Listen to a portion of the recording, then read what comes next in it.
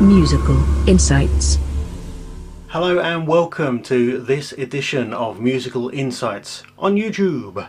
So today we're going to be talking about the Yaekoo Professional 4-channel live studio USB mixing console.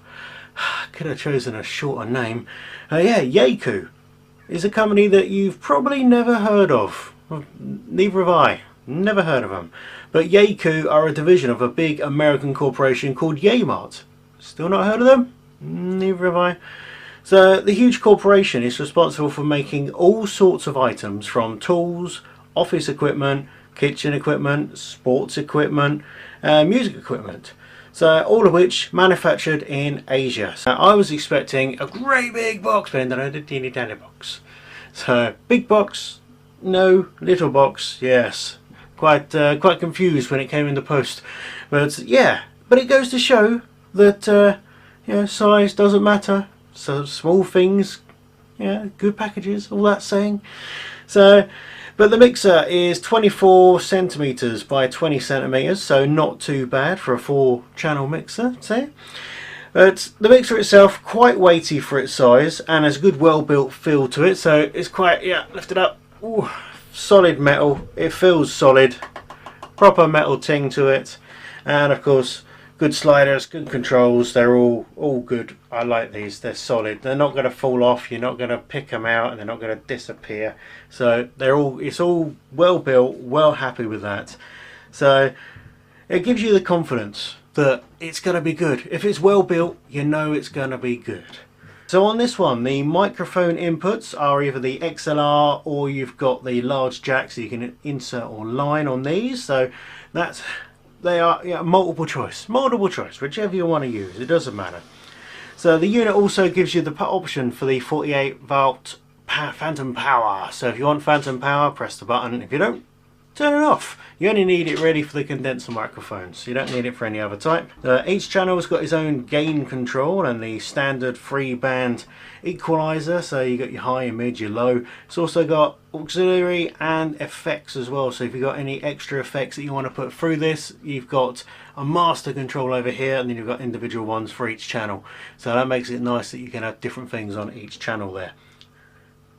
So channel 3 and 4 are mixed together onto one slider, so you've got to control everything by one, which is it's a good space saving thing. But if you want to use it as a 4-channel, then you've got to bear in mind that both channels will be coming through at the same time, so you've got to regulate it, make sure it's set how you want it to be set. So what I've got the STL and STR, so your stereo right and left going in, which is the feed from my laptop when I'm broadcasting, and then the other one I've got is the tape in and out. So on these are the RCA Jacks. So RCA Jacks on these ones, left and right, standard stereo for them.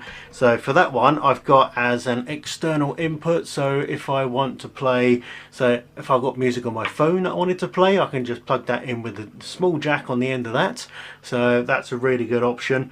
So the other option that you have with this, as it's USB, so you have at the top here a USB input socket there, and its own pause, play and fast forward and rewind buttons. So they're only tiny little buttons at the top there, but they are usable. One thing that you do have to remember though, if you are going to be using music from a USB stick to play through that, is that they must be MP3 and they must be just on the stick. They can't be in any folders. If they're in individual folders, then it just gets confused and doesn't know what's going on. I mean, I don't use that. What I do use it for though is what a normal USB is very handy for. It's the power stuff.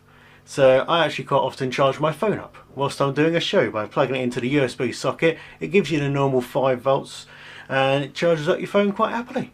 That's what I use it for, but you can use it for playing music. So the main outputs on this one, you've got the big jack, so large jack size, left and right stereo. So left and right on them, so they come out. What I've done myself is join them together because I'm putting this back to a laptop. Is I've got a special adapter So it goes from the 2 large jacks into 1 small one, and then I've got a small jack to small jack adapter wire, so that just plugs into the laptop, and that's how I record it. The one thing that I have found that I'm not quite sure on this one, that it bugs me a little bit, but I found the way around it, is that it only has just one headphone socket out. One. So it's fine if you're doing something all by yourself, then that's absolutely fine. But for the reason I use this is for pre-recording radio shows and podcasts, things like that. So sometimes there's 2 of us in the studio. So have one of these handy large jack into small jack little adapters. So any type of these and your job's done. You've got 2 headphone sockets, easy as that.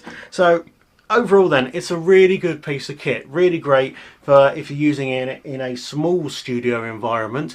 I wouldn't really recommend it for doing bands because of the lack of so many channels.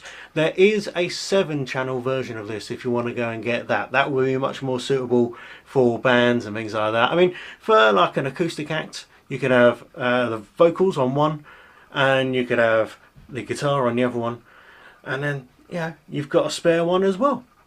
It's there's so many different ways you can use this one, but small studios is the way to go with this. So thank you very much for watching this one. Remember to press the subscribe button, this one over here. Press the subscribe button and then you will get all the videos that come up next. I mean, this is only the 2nd one on the channel, but there will be more to come. So thank you much for watching. Musical Insights.